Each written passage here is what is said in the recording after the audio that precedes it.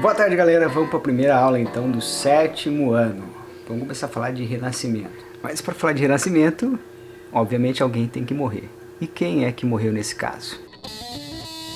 Quem estava morto era a cultura grega e a cultura romana clássicas. Culturas marcadas pelo politeísmo, por práticas artísticas como teatro, literatura, esculturas, presença de nus artísticos, coisas desse tipo. Coisas que ficaram sumidas por mais ou menos 1000 anos durante a Idade Média. Até mesmo o nome Idade Média tem a ver com o Renascimento. Foram os renascentistas que apelidaram o período anterior de Idade Média, ou seja, ela estava no meio entre a cultura clássica e a Renascença. Alguns mais maldosos chamavam até de Idade das Trevas. Mas vamos lá, o que aconteceu de tão importante no Renascimento? A primeira coisa a se destacar é que o Renascimento ele não é um acontecimento em si. Ele é um movimento longo, ele é um processo que dura praticamente 3 séculos. Tanto que os italianos dizem que ele tem 3 fases: o Trecento, o Quattrocento e o Quinquecento. O Renascimento marca também a ascensão de países europeus como as maiores potências mundiais. É só a partir daí que a Europa vai dominar o mundo. Durante a Idade Média, a Europa era a periferia do mundo se comparada com a China ou com o Império Muçulmano, por exemplo. Então a gente pode falar em renascimento de uma cultura, de uma civilização, mas a gente pode dividir em setores também, e é isso que a gente vai fazer rapidamente aqui. Primeiro, séculos 12, 13, há um renascimento comercial e urbano na Europa. As relações comerciais que haviam sido travadas durante o feudalismo, elas passam a acontecer com cada vez mais frequência a partir do século 12 e 13.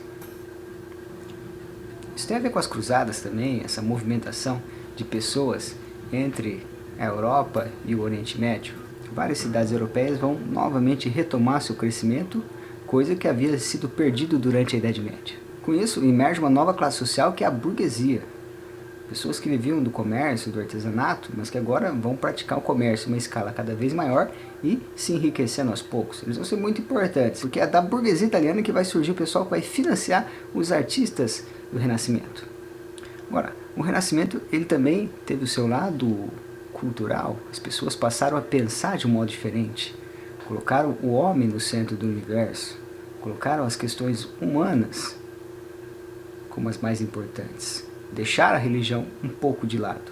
Não que eles viraram ateus de uma hora para outra, não, mas deixou-se de ser um pensamento estritamente religioso. Essa mudança de mentalidade ficou conhecida como movimento humanista, e ele tem relação também com a criação e a difusão das primeiras universidades na Europa.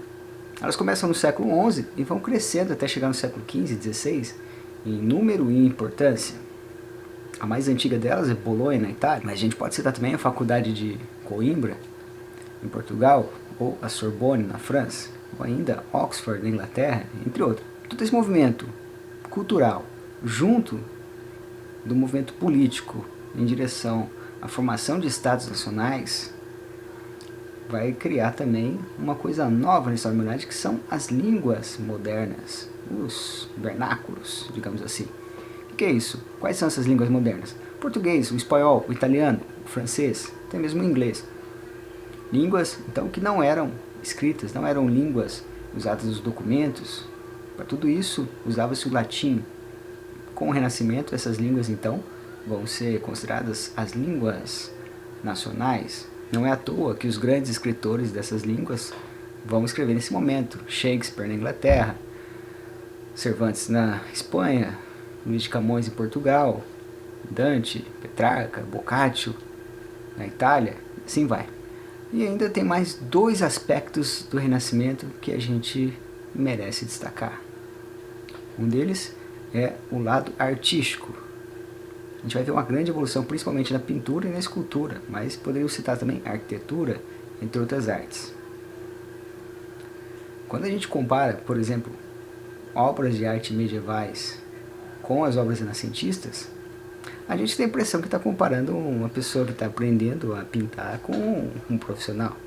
Os renascentistas criaram técnicas novas e aperfeiçoaram outras que já existiam.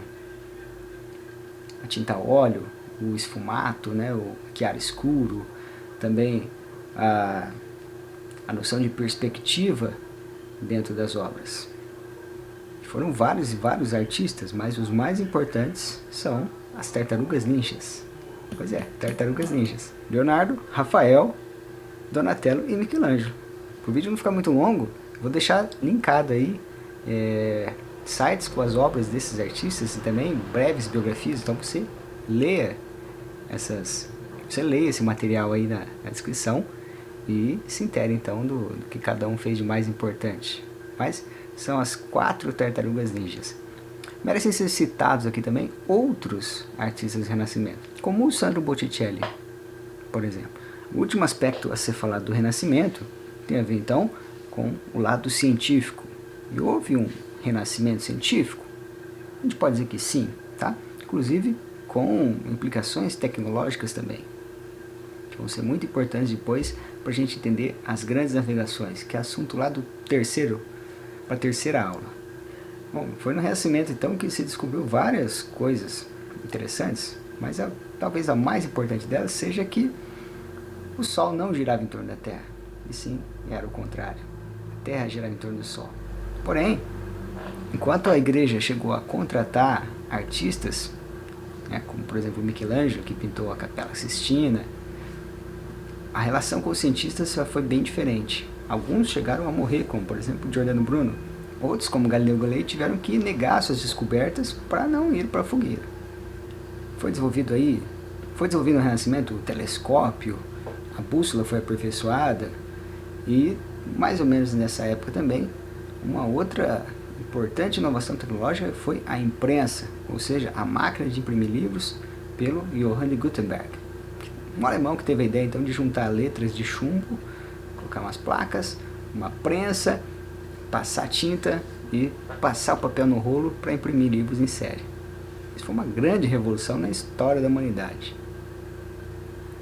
Antes, uma Bíblia levava anos e anos para ser copiada à mão. O Gutenberg conseguiu em 4 anos fazer 180 edições da Bíblia, que para a época era uma velocidade impressionante.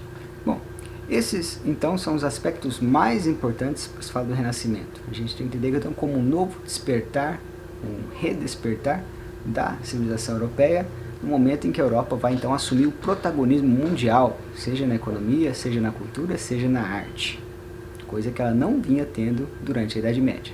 Segundo ponto a se destacar, o Renascimento ele teve um foco muito claro, foi a Itália. A Itália estava mais próxima dos centros comerciais importantes do Oriente, Jerusalém, Constantinopla, Cairo, enfim. Mas tem uma coisa importantíssima a se dizer sobre a Itália. Não havia um país chamado Itália naquele momento, e sim vários estados diferentes. Milão era um país separado, Veneza era outro, Florença outro, e assim por diante. A Itália não era unificada. Mesmo assim, a gente pode dizer que o centro do Renascimento foi, sim, cidades italianas. Porém, esse movimento foi se espalhando, chegou então aos Países Baixos, Holanda, Bélgica, chegou à França, chegou à Espanha, chegou a Portugal, chegou à Inglaterra, chegou à Rússia, tá? Então, ele teve um epicentro bem claro que é a Itália, mas se espalhou por quase toda a Europa. Então é isso, por hoje é só, não quero que o vídeo fique muito longo, então acompanhe as referências que vão estar aí na descrição do vídeo, leia as coisas e procure ver os quadros para entender a diferença das obras de cada artista, beleza? Então é isso aí, vejo vocês na semana que vem, até mais, deixa o like aí, se inscreva, compartilha, até mais!